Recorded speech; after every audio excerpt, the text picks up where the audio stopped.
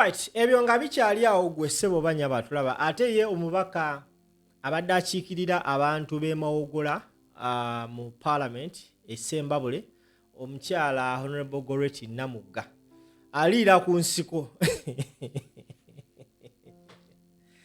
Honorable Gorret Namugga y'omu ku bakaba National Platform abataalangiriddwa kudda mu Parliament we balonze ennaku z'omwezi ga 15. Kigambibwa mbu effujjo okuba kibooko okutta abantu okwabadde Essembabule tekumanyi kitundu kirala kyonna kyonna ng'okyawaana ekyabadde ng'okyatenda ekyabadde e Butambala ate yo ekyabadde Essembabule kyabadde kika. Namugga right now twogerera Aliira Kunsiko avuddeyo okutegeeza eggwanga ebigambo bino. Njagala owulirize n'obwegendereza vidiyo eno giwulirize giwa obudde ate ogitambuze. Gorret Namugga omubaka wa Mawogola County saba okutegeeza eggwanga nti tumaze omwezi nga gumu ne wiiki 3 Essembabule nga tetwebaka tuyigganyizibwa era tuyisibwa mu mbeera gy'ogamba nti si ya bulijjo nga ekitundu ekyo kyajjamu drones zitambuliramu abantu bambadde ebyambalo by'amagye. Drones ezo twekubidde enduulu ku poliisi mu byokwerinda abalala ewa RDC naye nga buli omu atutegeeza drones tazimanyi. Batula mu security meeting ne bakkanya nti drones zifulume Essembabule. Poliisi lwe yagezaako okugoba drone Essembabule katono ba exchange nga amasasi poliisi twagenda okulaba teyadda kubafulumya Essembabule.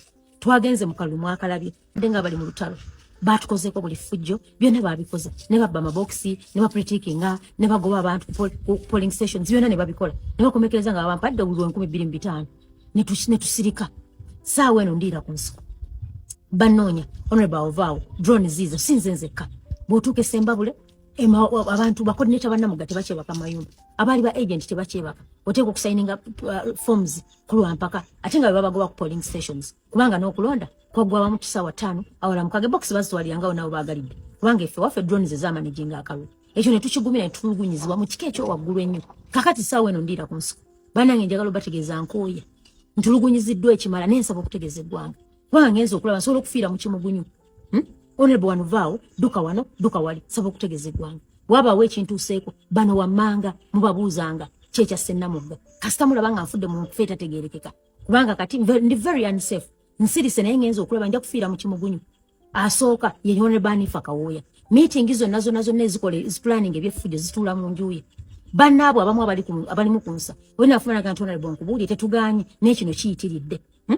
Omulala ye Dezi by'omoswalido kubawadde akalulu kewange abatuwambye omulala ye mukyala Kagayi Jane Francis Anifa RDC Essembabule ono ye yafuuka mukozi wa Anifa asiiba wa Anifa byonna pulaani zonna ezitulugunya Essembabule bazipulaaningirawo omulala Faizo Seruwaji abo bana bwabako ekintuuseeko abo mubabuuzanga nti kyeki Namugga kasita muwuliranga nti sifiiridde mulago mu kaseera kano kendi ku nsiko kubanga bannoonya olunoonya lwesirabanga nenjagala okubategeeza lino eggwanga lyaffe teri muntu yasalako paati nti Anifa bakuwa Essembabule era nsaba okutegeeza omukulembeze w'eggwanga simanyi oba Essembabule baagijja ku mapu ya Uganda nti eyo buli omu akola kyayagala. Anifa alowooza nti yakulira amagye yakulira buli kimu tagambwako buli ffujjo alikoze ku bannamagola.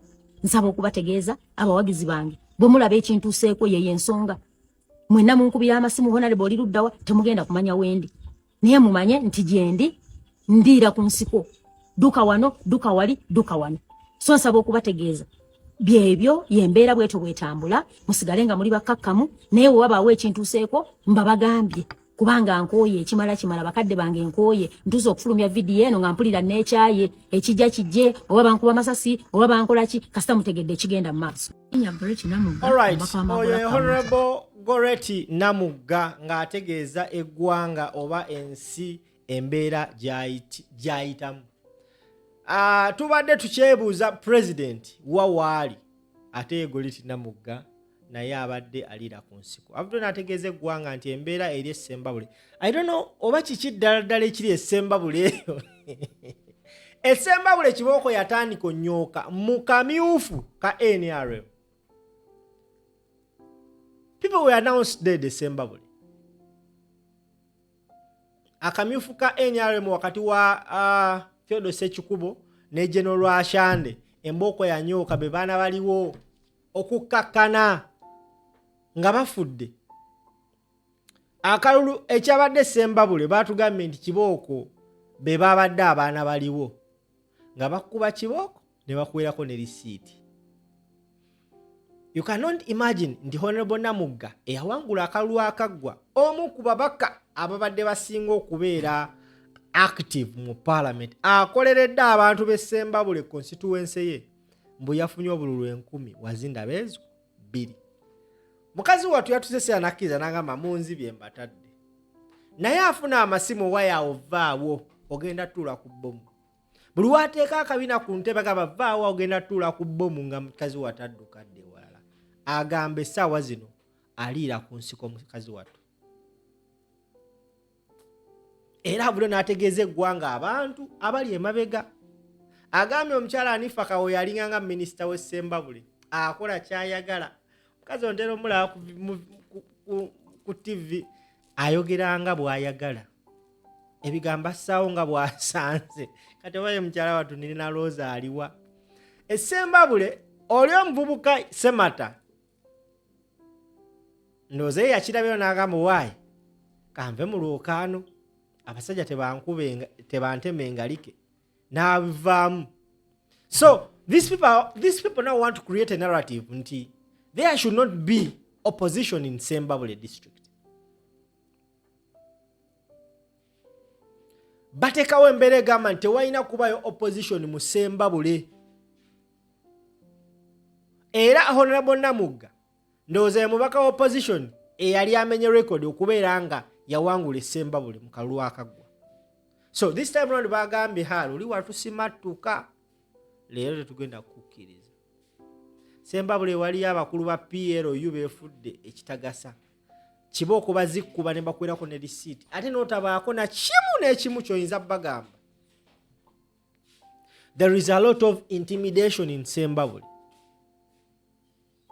Abantu babanoonya they witch hunt them like thieves. So oyo nno mubaka mulamba wa parliament yakugamba nti Aliira Kunsiko. Kati njagala gwandaba nkubuuze omwana atali mubaka owa bulijjo olowooza ki ekituukawo essaawa zino.